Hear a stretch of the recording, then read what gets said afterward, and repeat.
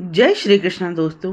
The incredible vlogger and explorer channel पर आपका स्वागत है। दोस्तों, आज हम इस चैनल पर करवा चौथ के बारे में बात करेंगे। जैसे कि आप सभी को पता है, यह सौभाग्यवती विवाहित महिलाओं के लिए व्रत होता है। स्त्रियां अपनी पति की लंबी उम्र के लिए इस व्रत को रखती हैं। कार्तिक मास की चतुर्थी के दिन करवा चौथ का व्रत मनाया जाता है, क्योंकि इस दिन गणेश चतुर्थी के व्रतों में से यह सबसे महत्वपूर्ण गणेश चतुर्थी का व्रत होता है। इस दिन गणेश जी की पूजा की जाती है। सौभाग्यवती स्त्रियों के लिए यह अत्यंत महत्वपूर्ण व्रत है। स्त्रियां पति की अकाल मृत्यु से रक्षा तथा दीर्घायु के लिए इस व्रत को करती हैं। स्त्रियां इस व्रत के दिन चावल पीसकर दीवार पर करवा चौथ लिखती हैं और उसका चित्र बनाती हैं, जिसे वर कहते हैं। इस करवा चौथ के व्रत में पति के अनेकों रूपों को बनाया जाता है। व्रत की सुहाग की वस्तुएं जैसे बिंदी, बिछुआ, मेहंदी, चूड़ी, महावर इत्यादि बनाई जाती है। इसके अतिरिक्त दूध देने वाली गाय, करवा बेचने वाली कुम्हारिन, महावर लगाने वाली नाइन, चूड़ी पहनाने वाली मनिहारिन, 7 भाई और उनकी इकलौती बहन, सूर्य, चंद्रमा, माता गौरी पार्वती तथा शंकर जी सहित देवी देवताओं के भी चित्र बनाए जाते हैं। करवा चौथ के व्रत के दिन स्त्रियों को निर्जल व्रत रखना चाहिए। जब रात्रि में चंद्रमा निकलने लगे तो उस उगते चंद्रमा को अर्घ देकर उसका पूजन कर भोजन करना चाहिए। बाजार से करवा चौथ का बना बनाया चित्र भी लाकर आप इसकी पूजा कर सकती हैं। इस बने हुए चित्र के सामने या जो आप बाजार से लेकर आई हैं उस चित्र के सामने एक दीपक जलाएं, करवा रखें और अपनी सखी सहेलियों और संबंधी जो भी आपके साथ रहते हैं उनके साथ आप करवा चौथ का व्रत और उसकी कथा सुने। अब मैं आपको कथा सुनने का तरीका बताती हूँ। सुबह उठकर स्नान करें। स्नान करने के बाद स्वच्छ और सुंदर कपड़े पहने, क्योंकि यह पति की लंबी आयु के लिए व्रत रखा जाता है। तो आप व्रत के नियम अनुसार आप 16 श्रृंगार करके इस व्रत की कथा को सुने। व्रत की कथा सुनने के लिए आप जो भी आपने दीवार पर चित्र बनाया है या आप बाजार से चित्र को खरीद के लाई हैं या जो मैंने आपको अपनी वीडियो में दिखा रखा है उस तरह का चित्र बनाकर भी आप अपने दीवार पर लगा सकती हैं। तो दोस्तों, उनके सामने आप कथा सुने। कथा सुनने के लिए आपके साथ यदि और लोग हैं तो उन लोगों की संख्या सम होनी चाहिए।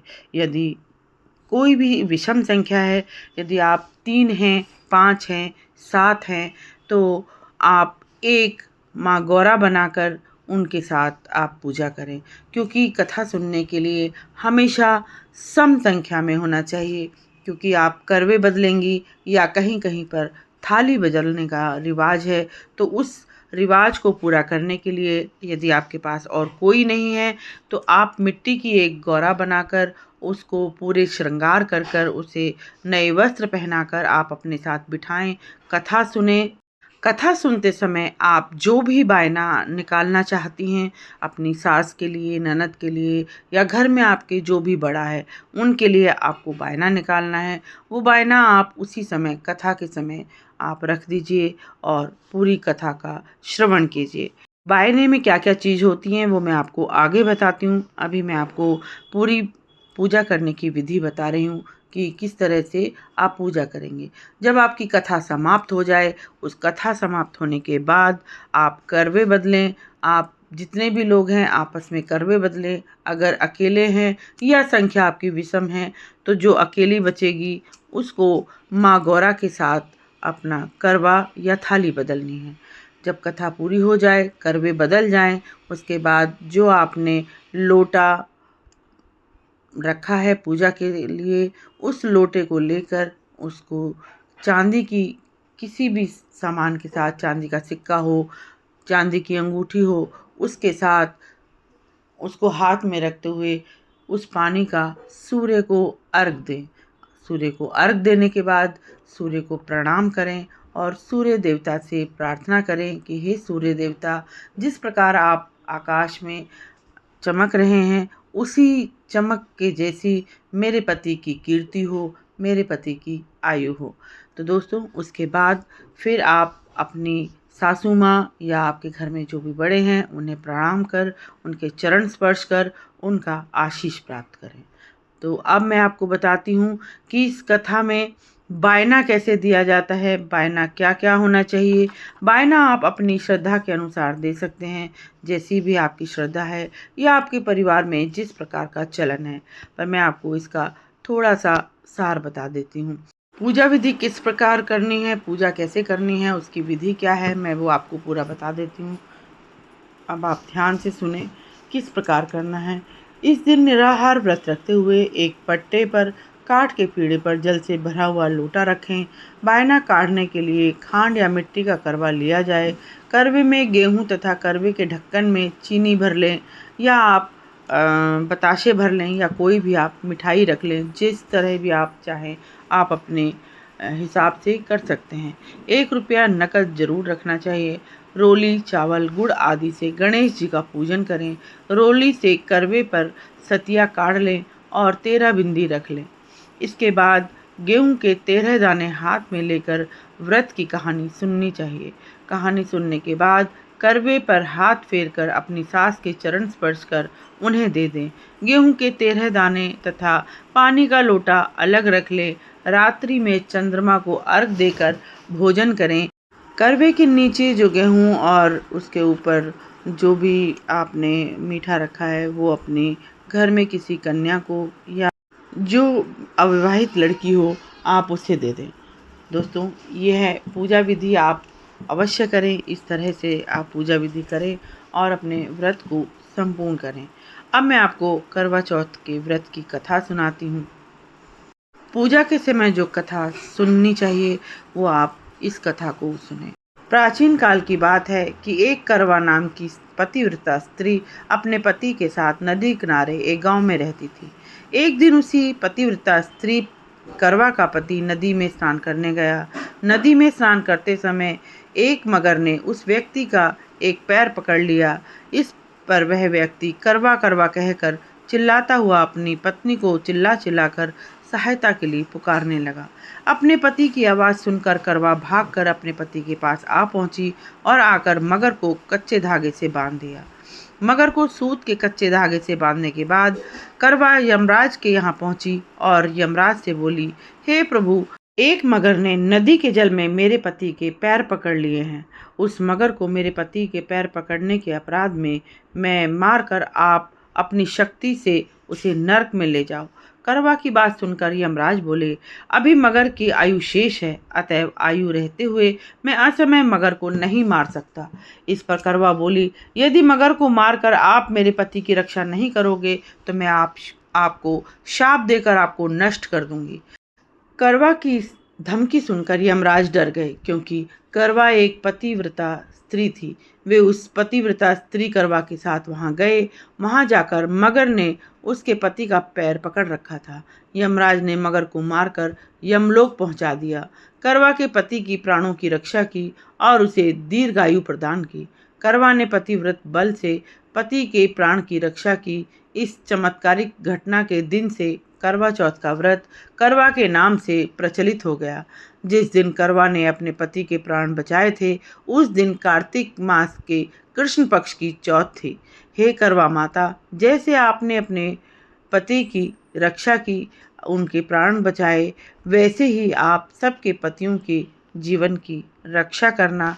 सब पत्नियों को इतनी शक्ति देना कि वो अपने पति के प्राणों की रक्षा कर सकें। हे प्रभु, आप सभी के सुहाग अमर रखना। दोस्तों अब मैं आपको एक कथा और सुनाती हूँ। ये कथा हम बचपन से अपने घर में सुनते आए हैं, वो आप ध्यान से सुने। इस तरह से 2 कथाएं प्रचलित हैं।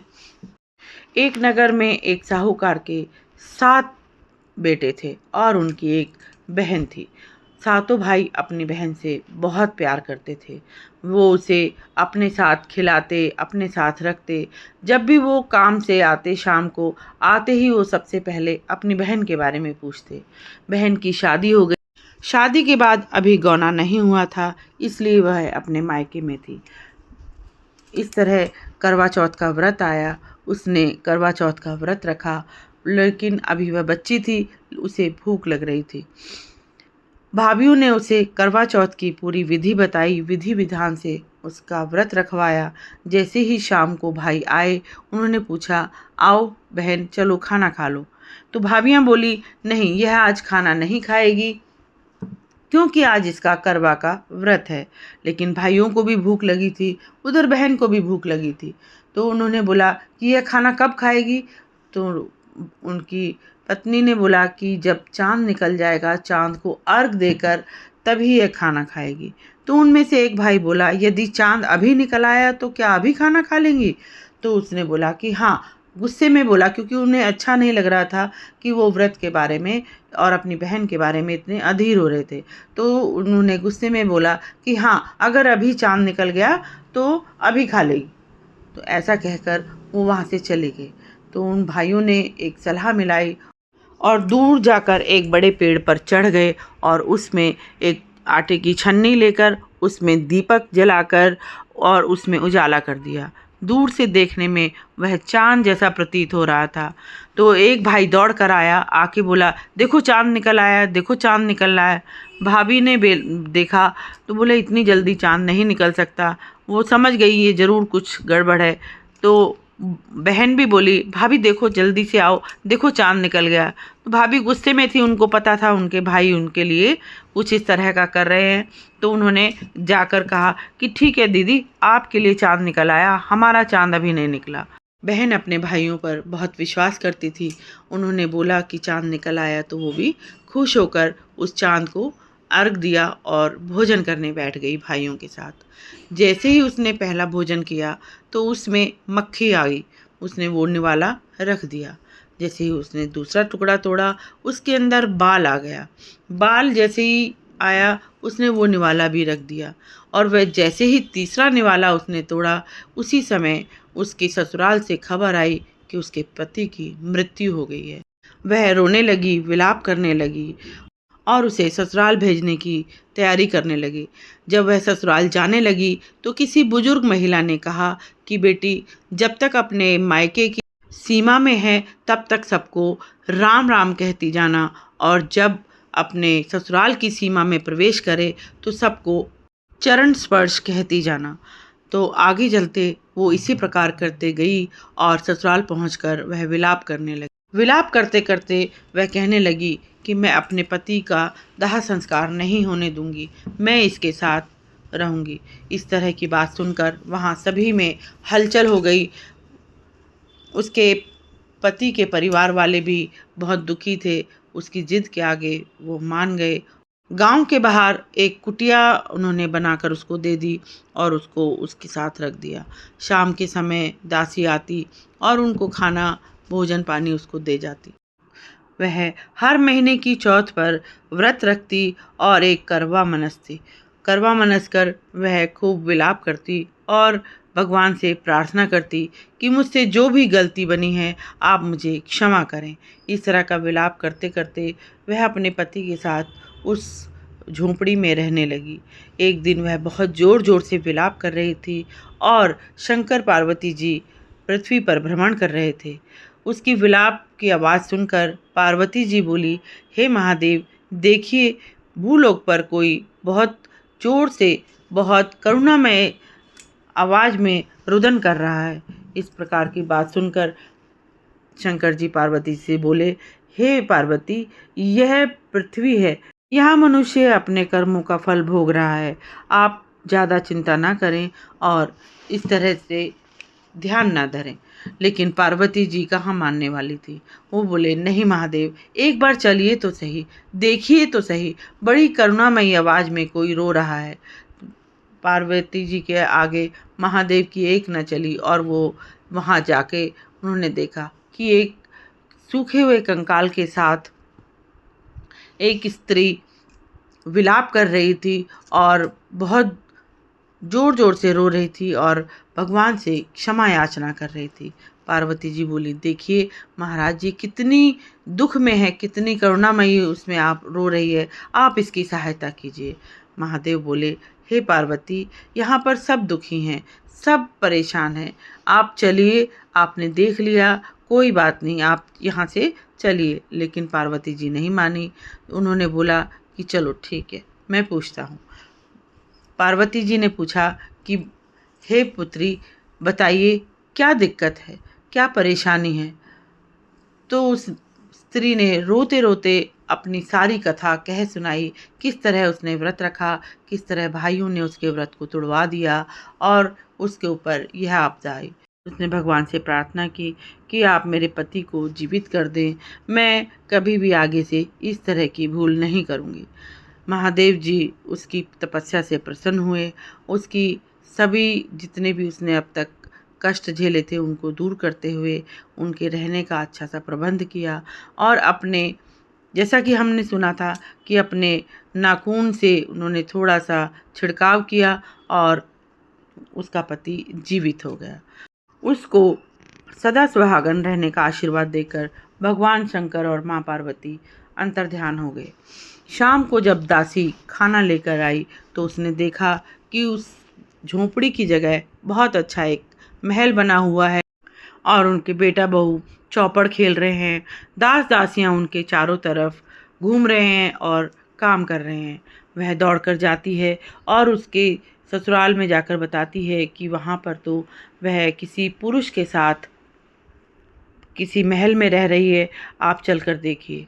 तो उसके ससुराल वाले दौड़कर आते हैं, आके देखते हैं कि उनका मृत पुत्र जीवित हो गया है। जैसे ही सास आई, उसने अपनी सास के चरण स्पर्श किए। सासू माँ ने उन्हें आशीर्वाद दिया कि सदा सुहागन रहो। इस तरह अपना पतिव्रत निभाते हुए उसने अपने मृत पति को जीवित कर लिया। हे पार्वती माँ, हे शंकर, हे भगवान, हे महादेव, जिस प्रकार आपने इसके पति को जीवित किया, उसको लंबी आयु दी, इसी तरह हमारे पतियों की आयु को लंबी करना, हमें हमेशा सुहागन रखना, इस तरह की कामना मैं आपसे करती हूँ। जो भी आप कहानी सुने, उस कहानी को सुनते समय आप उस कहानी को सुनने के बाद चटाक बिन्नाक बाबा की कहानी जरूर सुने। चटाक बिन्नाक बाबा या गणेश भगवान, क्योंकि इनकी कहानी सुने बिना कोई भी कहानी अधूरी मानी जाती है। तो मैं आपको कथा सुनाती हूँ। एक बूढ़े बाबा पत्ते में चावल और कुड़िया में दूध लेकर घूम रहे थे और चिल्लाते जा रहे थे, कोई मेरी खीर बना दो, कोई मेरी खीर बना दो। लेकिन कोई उनकी बात पर ध्यान नहीं दे रहा था और ज़्यादातर उनके ऊपर हंस रहे थे। एक बुढ़िया बोली, लाओ बाबा, मैं आपके लिए खीर बना देती हूँ। बाबा बोले, एक बड़ी सी परात ले आ और एक बड़ा सा टोकना ले आ। तो बुढ़िया ने जैसा बाबा ने कहा वैसा ही किया और परात ले आई, टोकना ले आई। पत्ते में से जब उन्होंने चावल परात में डाले तो वह चावल से परात पूरी भर गई और जैसे ही उन्होंने कुल्हड़ में से दूध टोकने में डाला, पूरा टोकना भर गया। बुढ़िया माँ ने बड़ी अच्छे से खीर बनाई। जब खीर बन गई तो बुढ़िया माई ने बोला कि हे बाबा, आओ भोग लगा लो। तो बाबा ने बोला, मैं अभी स्नान कर कर आता हूँ, तब तक आप पूरे नगर में कह कर आएँ कि खीर का भंडारा लगा है। बुढ़िया माई ने वैसा ही किया और वह नगर को बुलावा देने चले गई। उधर पीछे से बुढ़िया की बहू ने देखा कि एक टोकना खीर बनी है और उसमें पूरे नगर को न्योता दे दिया है, पता नहीं मेरे लिए खीर बचे या ना बचे। तो उसने क्या किया, फटाफट थाली में खीर डाली और दरवाजे के पीछे जाकर ठंडा करके उसको फटाफट खा लिया और अपना पेट भर लिया। परात थाली को मांझ कर रख दिया। जैसे ही बुढ़िया आई, आकर बोली, हे बाबा, भोग लगा लो और नगर आ गया है जीमने के लिए। तो बाबा ने कहा, माई, भोग तो किवाड़ के पीछे लग गया, आप शुरू कीजिए। पूरे नगर ने झिक कर खीर खाई और बची हुई खीर के लिए जब बुढ़िया माई ने पूछा कि हे बाबा, इस खीर का मैं क्या करूं, तब बाबा ने कहा कि इस बर्तन को जाकर आप नदी में धो आओ। बुढ़िया माई ने वैसा ही किया जैसा बाबा ने कहा था। वह बर्तन को लेकर नदी में गई तो पूरी नदी दूध की हो गई। ऐसा कहते हैं कि जब भी आप कोई कथा सुने, आप भगवान श्री गणेश की कथा ज़रूर सुने, नहीं तो वह कथा अधूरी मानी जाती है। हे भगवान गणेश, जैसे आपने बुढ़िया माई की सारी इच्छाएं पूरी की, उनके भंडार भरे, उसी तरह आप हम पर भी कृपा करना, हमारी सारी इच्छाएं पूरी करना। इस तरह की प्रार्थना मैं भगवान गणेश जी से करती हूँ। तो बहनों, यहाँ पर मैंने आपको करवा चौथ की कथा सुनाई और उसकी पूरी पूजा विधि मैंने आपको बताई। आप सभी इसी प्रकार से पूजा करें, जैसा भी हो, जैसा आपके घर में चलन हो उस तरह से भी आप करें। तो आप सभी पर करवा माँ, आप सभी पर गणेश भगवान, भगवान शंकर, माता पार्वती प्रसन्न हो। आपके पति की आयु लंबी रहे, आपका सुहाग अमर रहे, इस तरह का आशीर्वाद, इस तरह की प्रार्थना भगवान से करते हुए आज का वीडियो मैं यहाँ समाप्त करती हूँ। दोस्तों, आपने यदि मेरे चैनल को अभी तक सब्सक्राइब नहीं किया है तो सब्सक्राइब करें, लाइक करें, शेयर करें, दोस्तों को शेयर ज़रूर करें ताकि उन्हें भी इस कथा का श्रवण हो और वो कथा के श्रवण का लाभ उठा सकें। दोस्तों, यहाँ पर मैं आपसे विदा लेती हूँ। आप पर भगवान इसी तरह से प्रसन्न रहें। आप मेरे चैनल पर कार्तिक मास की महात्म्य का भी श्रवण कर सकते हैं। मैं रोज़ कार्तिक मास के एक अध्याय का श्रवण आपको करा रही हूँ। आप उसका श्रवण बड़े ध्यान से और उसका फल उठाएं। अपने दोस्तों को शेयर करें ताकि उन्हें भी इसके श्रवण का फल मिले। अगर आप कार्तिक स्नान न कर सकते हो तो कार्तिक महात्म्य का श्रवण अवश्य करें। जय श्री कृष्ण।